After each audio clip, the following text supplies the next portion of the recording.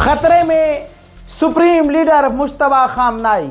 Donald Trump ने अपने officials और कमांडर से कहा है कि अगर मुश्तबा खामनाई हमारी शर्तों को नहीं मानते या हमारे हिसाब से डील नहीं करते तो मैं आपके उस प्लान को सपोर्ट करूंगा जिस प्लान में मुश्तबा खामनाई को टारगेट किया जाए। इजराइल पहले ही कल ही धमकी दे चुका था, चुनने से पहले ही, कि जो भी अगला सुप्रीम लीडर बनेगा हम उसे कत्ल कर देंगे। ट्रंप ने परसों कहा था मेरे मिजाज के खिलाफ और मेरी मर्जी के बिना अगर कोई ईरान का सुप्रीम लीडर बना तो उसे मार देंगे।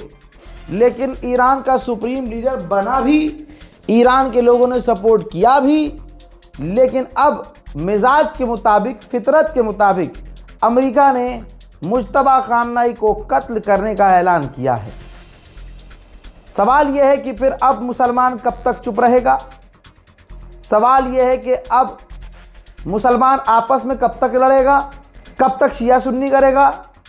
किसी के जिगर में इतनी ताकत है, मुझे एक बंदा दिखा दो कि जिसके बाबा मार दिए गए, जिसका बाप मार दिया गया, जिसकी औलाद मार दी गई, छोटे छोटे बच्चे मार दिए, जिसकी माँ को कत्ल कर दिया हमले में और उसकी बीवी को भी मार दिया। एक झटके में, एक दोपहर में, रोज़े की हालत में पूरा ख़ानदान ख़त्म हो गया और उसके बावजूद वो आदमी अपना सब कुछ खोने के बाद उसी ख़तरे वाली कुर्सी को कबूल करता है जिसका नाम है मुज्तबा खामनाई, जो अब अमेरिका के निशाने पर है। ईरान को तो बस अब आर पार कर देनी चाहिए, क्योंकि अमेरिका की गुंडागर्दी से सारी दुनिया परेशान है। लेकिन दुनिया की इतनी भसोट नहीं कि डोनाल्ड ट्रंप के आगे बोल सके। दुनिया को सिर्फ अब आखिरी उम्मीद ईरान से है। डोनाल्ड ट्रंप ने कहा था कि ईरान पर हमले हम बढ़ाएंगे, तो ये बात हकीकत है। ईरान पर खौफनाक हमले पिछले कुछ देर में किए गए हैं।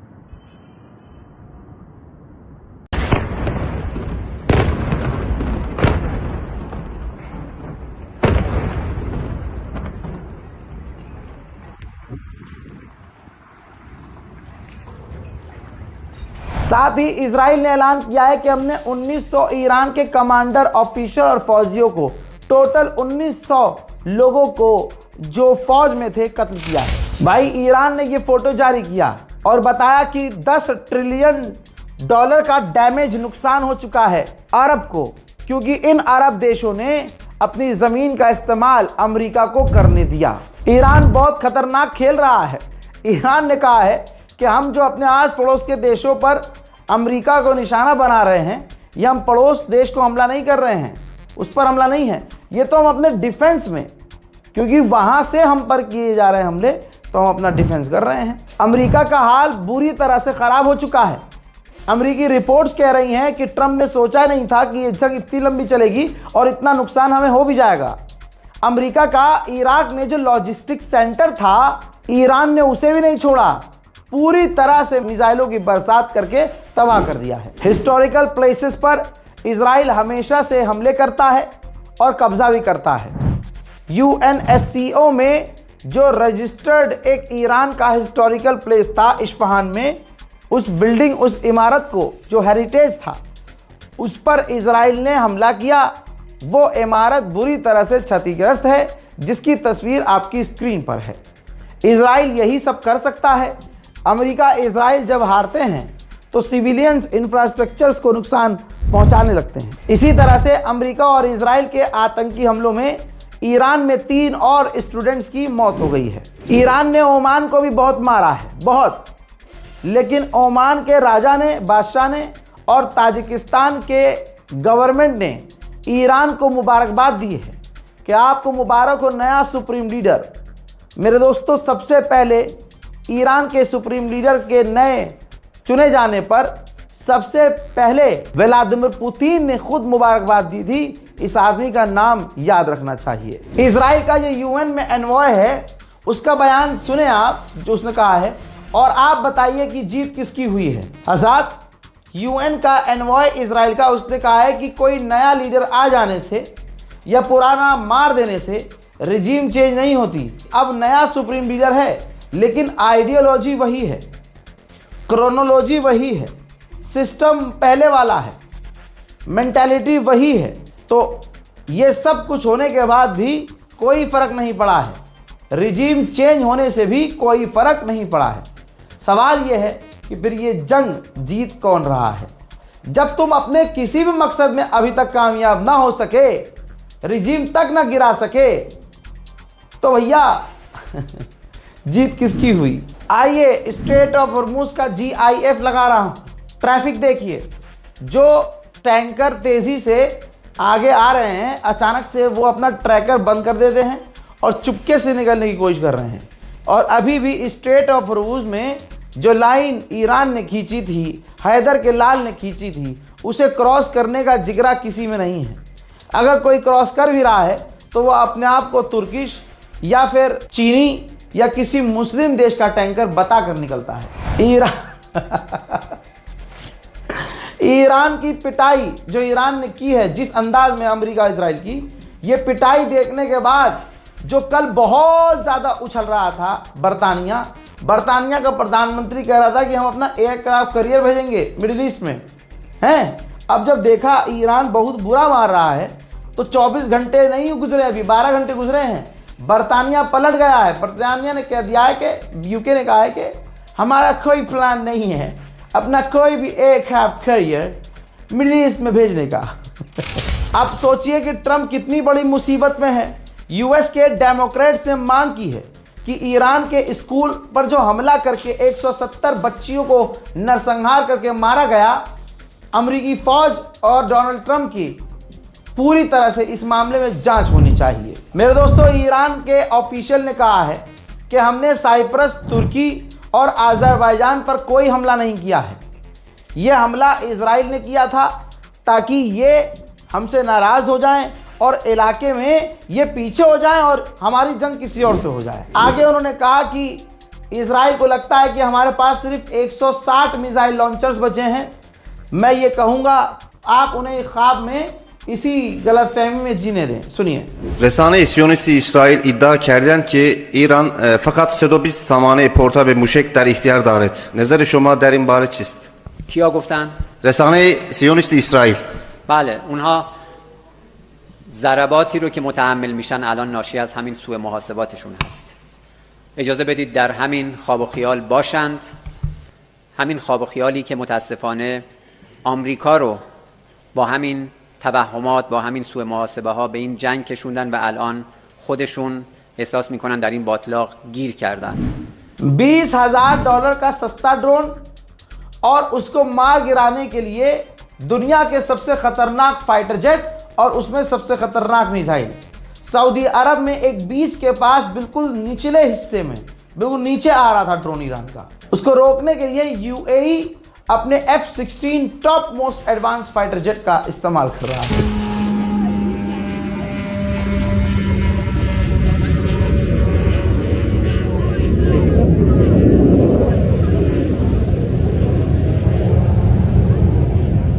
लो जी लाइव ड्रोन आया है, एक फट गया, एक दौड़ लगा, नहीं इंटरसेप्ट हुआ है, ये वाला नहीं इंटरसेप्ट हुआ, ये जा रहा है अभी भी आगे।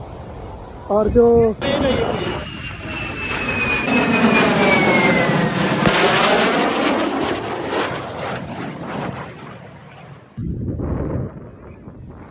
This was insane.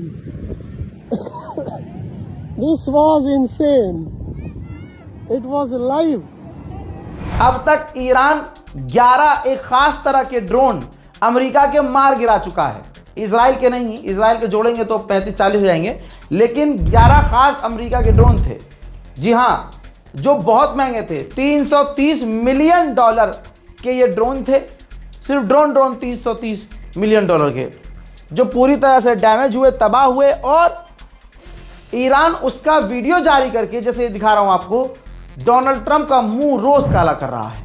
ईरान के हमलों का असर पूरी दुनिया में हो रहा है और पाकिस्तान पर तो इतना बड़ा असर हुआ है कि पाकिस्तान की सरकार ने 10 दिन के लिए स्कूल बंद कर दिए हैं।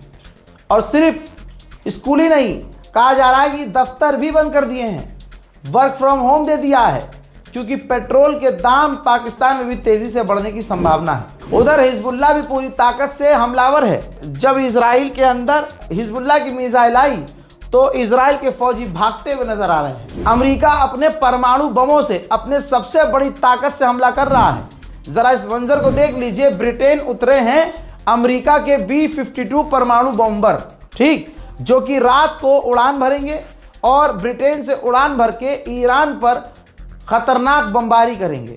अब ब्रिटेन का इस्तेमाल हमला करने के लिए किया जा रहा है ईरान पर, तो ईरान इस पर भी बहुत जल्द कुछ न कुछ करेगा। वहीं इराक के लड़ाकों पर अमेरिका और इजराइल ने मिलकर बमबारियां की हैं। देखिए,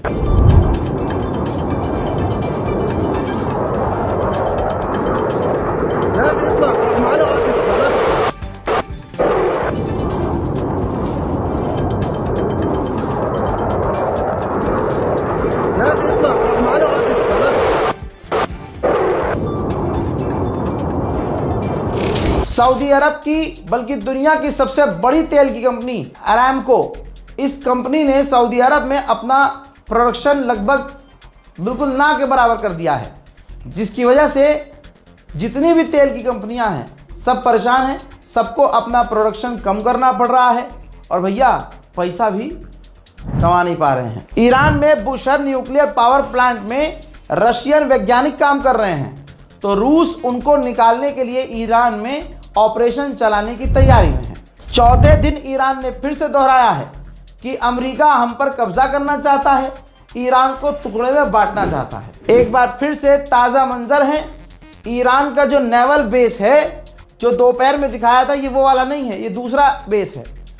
अमेरिका इजराइल के हमलों में ईरान का नेवल बेस पूरी तरह से बेकार हो गया है। एक बार फिर से ईरान के एयरपोर्ट में जो उनके पैसेंजर विमान खड़े थे, इजराइल ने बमबारी करके उन जहाज़ों को एक बार फिर से, सिविलियंस के लिए जो चीज़ें हैं उनको तबाह कर रहा है। देखिए,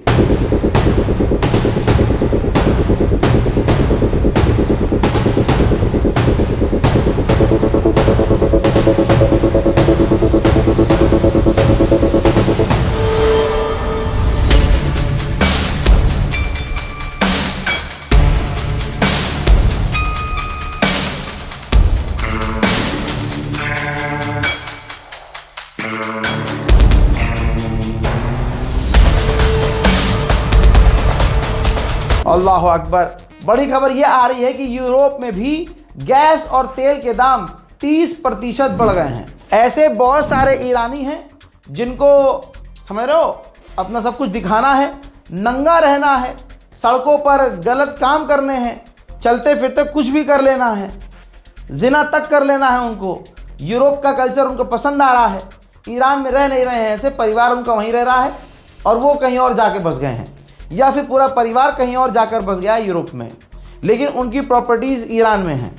तो भाई ईरान ने ऐलान किया है कि ऐसे ईरानी जो विदेश जाकर रह रहे हैं और अमेरिका इजराइल के एजेंडे को चला रहे हैं और हमें बदनाम कर रहे हैं, उनकी जो प्रॉपर्टी है ईरान में वो सब की सब जब्त कर ली जाएंगी। इसके बाद जो गद्दार ईरानी हैं उनके पेट में तकलीफ होना शुरू हो गई है। ईरान में जो लोग मारे जा रहे हैं, अमेरिका और इजराइल की तरह ईरान उन्हें छुपा नहीं रहा है।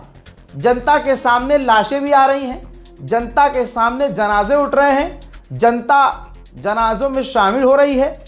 और तो और नमाज जनाजे के बाद ये हज़ारों और लाखों की भीड़ उसको, शहीद को कब्र में दफना भी रही है।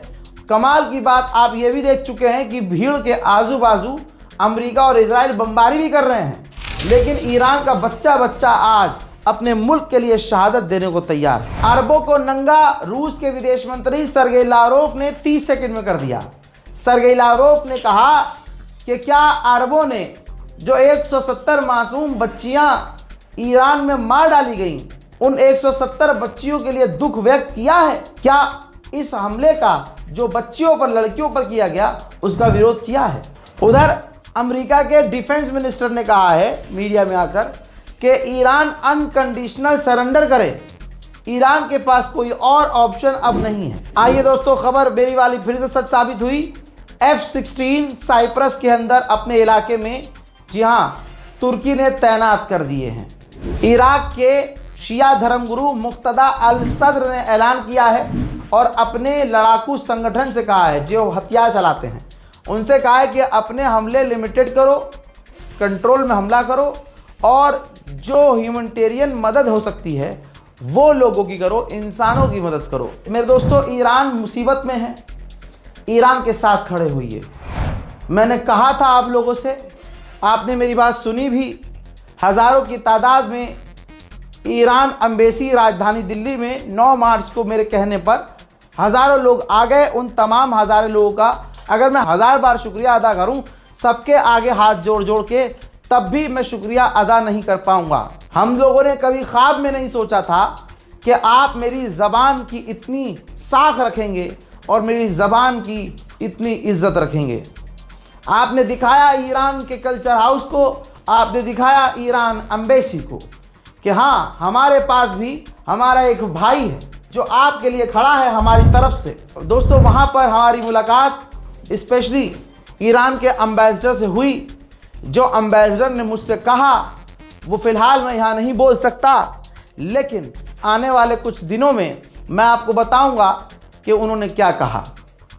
लेकिन मैं स्पेशली ये मंज़र इसलिए दिखा रहा हूँ तमाम, ताकि जो लोग वहाँ आए थे मैं उनका कोई तो हक अदा कर सकूँ। मैं खुदा की कसम आप लोगों की पैर की जूती भी नहीं हूँ। ये जो भी इज़्ज़त कमाई है ये अल्लाह का करम है, क्योंकि वो आपने सुना होगा, व तो इज़्ज़ो मन तशा व तो ज़िल्लो मन तशा, इज़्ज़त और ज़िल्लत देने वाला अल्लाह है। लेकिन मैं यहाँ ये भी कहूँगा कि जिस कदर आप लोगों ने मुझसे मोहब्बत दिखाई, यहाँ तक कि ऐसे बुजुर्गवार लोग भी थे जो मुझसे मिले ऐसे कि मिल के रो दिए। मेरे पास अल्फाज नहीं है आप लोगों के लिए। मैं ज़िंदगी भर आपके आगे हाथ जोड़कर शुक्रिया अदा करता रहूं, तब भी आप लोगों की मोहब्बत का 1% भी मैं जो है हक अदा नहीं कर पाऊंगा। लेकिन मेरा वादा है, जैसा कल था वैसा आज हूं, जैसा आज हूं वैसा कल रहूंगा। सच दिखाता था, सच दिखाऊंगा।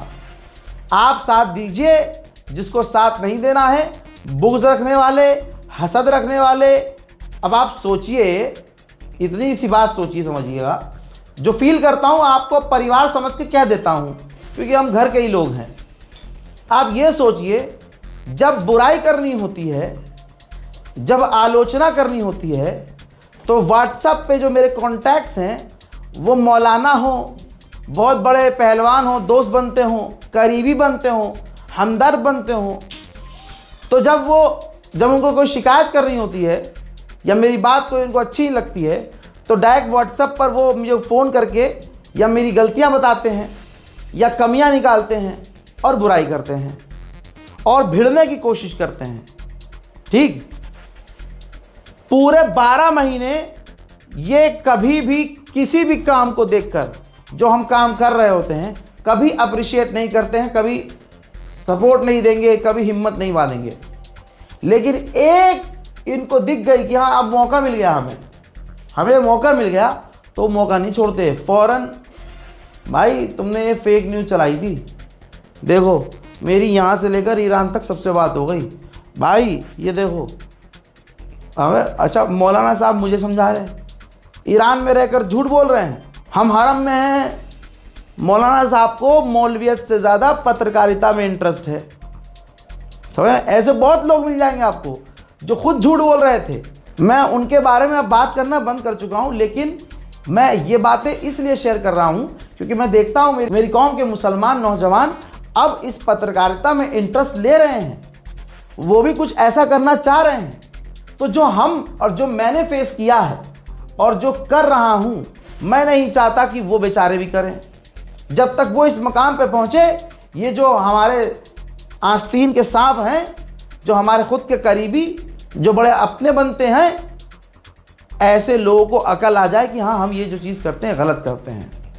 सोचिए 12 महीने काम करता हूँ मैं, 12 महीने में किसी भी काम की तारीफ मोहल्ले के लोग नहीं करेंगे, ना व्हाट्सएप वाले करेंगे जो व्हाट्सएप कांटेक्ट में हैं।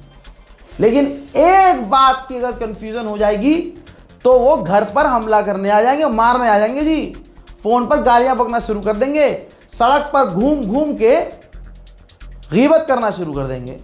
इस बार अल्लाह ने मेरा स्टैंड कैसे लिया सोच भी नहीं सकते। जब मैंने खामनाई की शहादत का ऐलान किया तो उस वीडियो को मोहब्बत में नहीं, प्यार में नहीं, दुश्मनी में शेयर किया कि ये देखो ईरान ने तो ऐलान किया नहीं है, ये बहुत बड़े नेता बनने हैं, ये पहले कर दिया इन्होंने ऐलान, ये देखो जी कुछ हैं कई साल से लगे हुए हैं, मौलवियत पढ़ रहे थे, मौलवियत नहीं हो पाई, न मौलवियत बन पाए, और फिर मोबाइल हाथ में ले लिया, पत्रकार बनने की कोशिश करने लगे, तो ना मौलवी बन पाए ना पत्रकार बन पाए। अब वो मौलानाओं के आगे पीछे घूमते हैं। मौलाना साहब इस पर आप क्या कहेंगे? मौलाना साहब खुद का कोई स्टैंड नहीं होगा, वो अपने आप को पत्रकार कहेंगे। आप समझ रहे हो? ऐसे अलग अलग तरह के लोग हैं। ऐसे लोगों ने वीडियो नफ़रत में फैलाई, मेरी मुझसे नफ़रत में, ये देखो कल्चर हाउस ईरान हर जगह फैला दी, ये देखो जी, ये देखो अभी तो ईरान ने ऐलान किया नहीं है, इसने शहादत का ऐलान कर दिया, इसे ज़्यादा पता है, ये तो वक्त से भी आगे चल रहा है, ये तो बहुत एडवांस चल रहा है, ये देखो जी व्यूज़ और लाइक के लिए। रात को 2 बजे मैंने अब ऐलान कर दिया था, सुबह 7 बजे तक प्रेशर बना रहा मेरे पर। सुबह 7 बजे क्या हुआ, अल्लाह ने जो सोर्स मुझे दिया था वो सोर्स सही साबित हुआ और इन लोगों का मुंह काला हुआ और अब उनका मुंह सामने आने लायक तक नहीं है। ऐसे बहुत लोग हैं अब जो मिल रहे हैं, मैं यहाँ बोल रहा हूँ क्योंकि मुंह पे नहीं बोलना चाहता हूँ, देख रहे हैं वो वीडियो, और बहुत ऐसे लोग भी हैं वीडियो चुपके से देखते हैं, बताते नहीं है कि भाई हम आपका चैनल देखते हैं। ये भी मुझे पता है, आप हसद देखिए यार, हसद देखिए हमारी कौम की कितनी है, नफरत, अप्रिशिएट नहीं कर सकते, गीबत करने के लिए सबसे आगे आएंगे।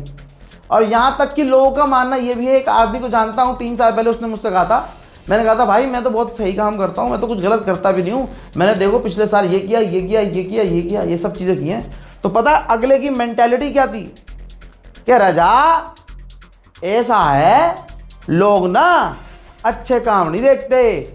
हाँ भैया रे ऐसा है, तुम जिंदगी भर अच्छे काम करे जाओ, तुम एक गलती कर जाओगे दुनिया गलती ही बोलेगी, गलत पकड़ेगी।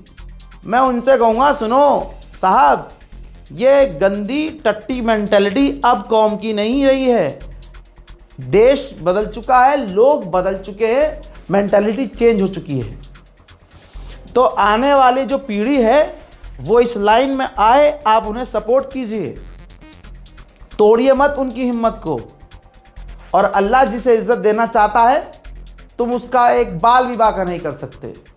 जितना बदनाम करने की कोशिश की अल्लाह ने उतनी इज्जत नवाजी, जितना गिराने की कोशिश की मेरे परवरदिगार ने मेरा हाथ पकड़कर उतनी ऊंचाई पर रख दिया। लेकिन इंशाअल्लाह मेरा ये वादा है, ना गुरूर देखेंगे, ना आप घमंड देखेंगे, ना कोई एटीट्यूड देखेंगे, मुझे आप अपने कदमों में ही पाएंगे। लेकिन जो हसद करने वाले जिनका रिकॉर्ड है मेरे पास, मैं उनको जलील करता रहूँगा। जय हिंद।